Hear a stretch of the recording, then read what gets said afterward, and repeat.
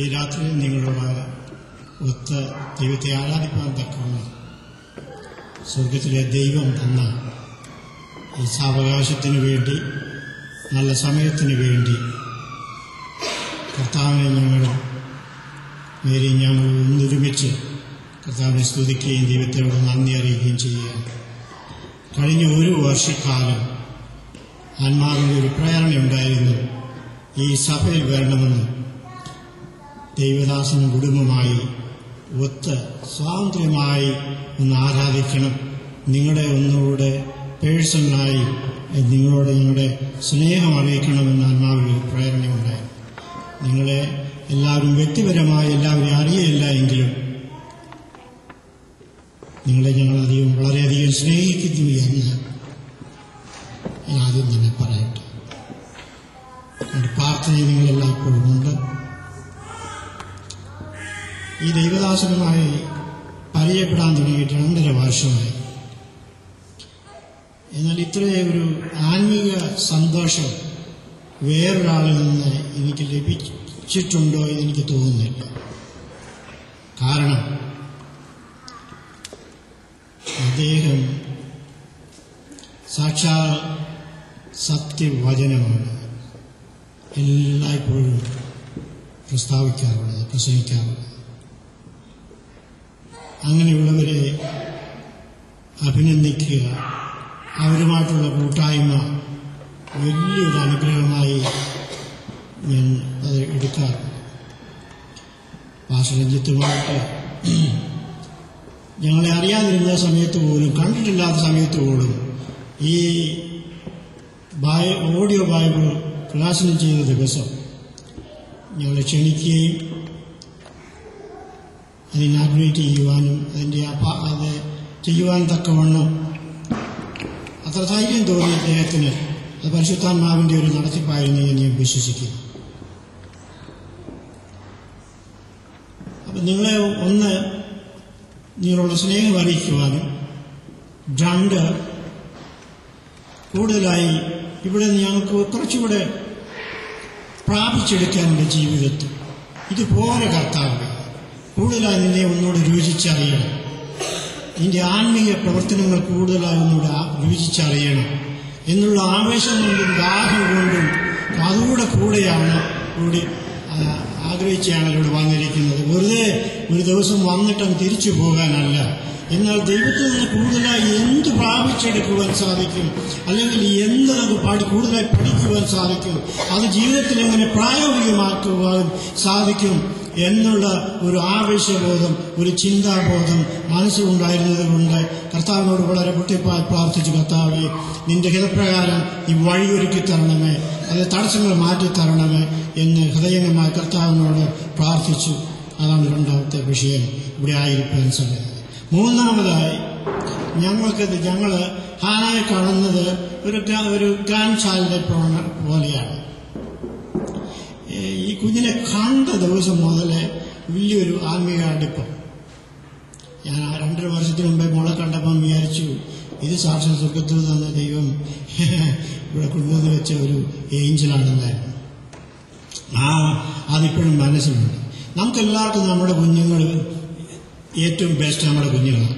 അതിന് ആർക്കും പേര് പറയാനൊക്കെയാണ്.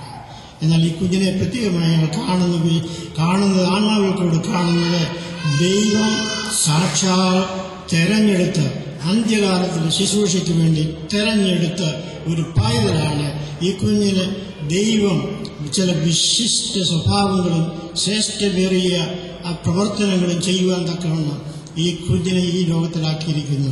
അപ്പോൾ ആ കുഞ്ഞിനെ ഒന്ന് സ്നേഹിക്കുവാനും ഒന്ന് ലാളിക്കുവാനും കുറേ സമയം അടുത്ത് മോളെ ഒന്ന് പരസ്പരം അറിയുവാനും അത് മകളുടെ ആ ജനന ദിവസം നാളെ ആണല്ലോ ആ കുഞ്ഞിന് വേണ്ടി ഒന്ന് പ്രാർത്ഥിപ്പാനും കൂടെയാണ് ഞങ്ങൾ ഇവിടെ വന്നിരിക്കുന്നത്. സ്തോത്രം.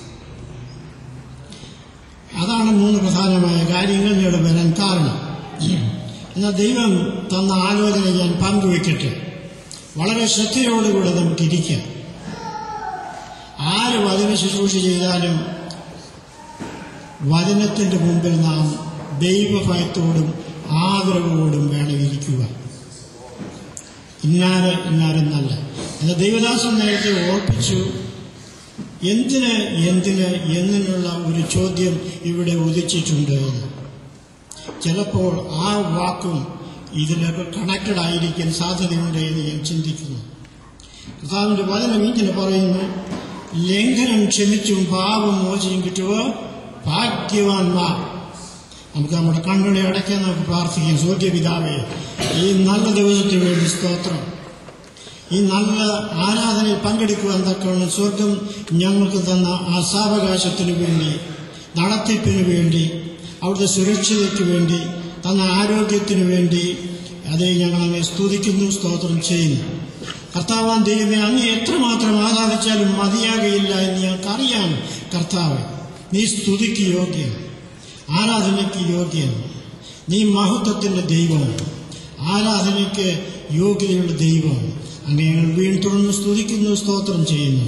കർത്താവാൻ ദൈവമേ, അങ്ങയുടെ വചനമായി പങ്കുവെക്കുവാൻ, അങ്ങ് തന്നിരിക്കുന്ന ആശയങ്ങൾ പങ്കിടുവാൻ സ്വർഗത്തിലെ ദൈവമേ, നീ എന്നെ സഹായിക്കണമേ. എന്നെ സമ്പൂർണ്ണമായി കർത്താവിന്റെ കരങ്ങളിലേക്ക് പരമേൽപ്പിക്കുന്നു. വചനം കേൾക്കുന്ന എല്ലാവരുടെയും ഹൃദയങ്ങളെ ആകർഷിക്കണമേ. പരിശുദ്ധാത്മാവ് കൊണ്ട് ഇഗ്നൈറ്റ് ചെയ്യണമേ എന്ന് പ്രാർത്ഥിക്കുന്നു. ദൈവമേ, നിനക്ക് സ്തുതി, സ്തോത്രം. പ്രാർത്ഥനയിലേക്കുള്ള സ്തോത്രം യേശുവിന്റെ വിലയേറിയ നാമത്തിൽ തന്നെ. ആമേൻ. യോഹന്നാന്റെ സുവിശേഷം 8-ാം അധ്യായത്തിന്റെ 1 മുതൽ 11 വരെയുള്ള വാക്യങ്ങളിലേക്ക് പ്രവേശിക്കണമെന്നാണ് ഈ രാത്രി ഞാൻ ആഗ്രഹിക്കുന്നത്. ഈ പകൽ ദിവസം ആഗ്രഹിച്ചു വന്നിരിക്കുന്നത്. സ്തോത്രം.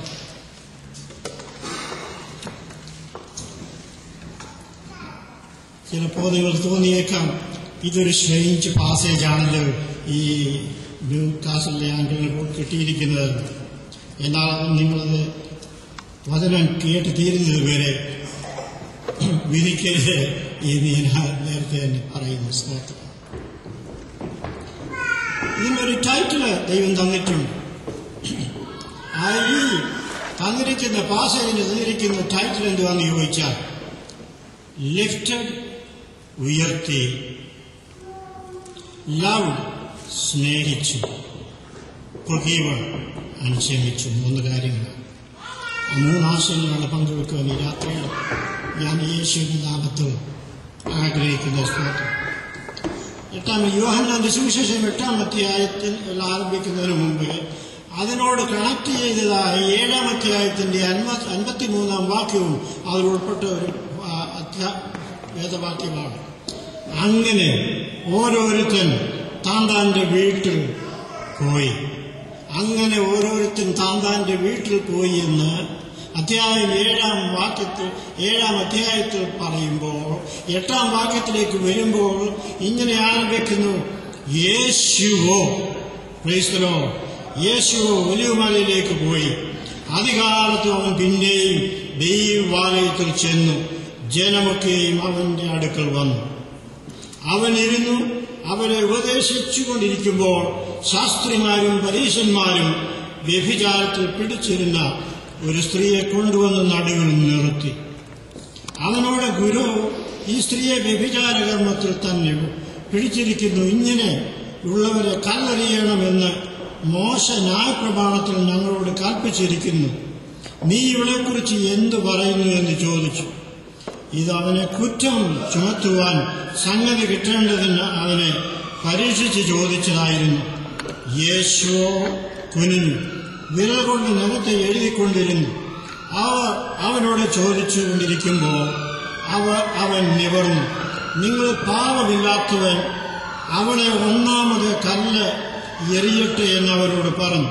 പിന്നെയും കുനിഞ്ഞു വിരൽ കൊണ്ട് നിലത്ത് എഴുതിക്കൊണ്ടിരുന്നു.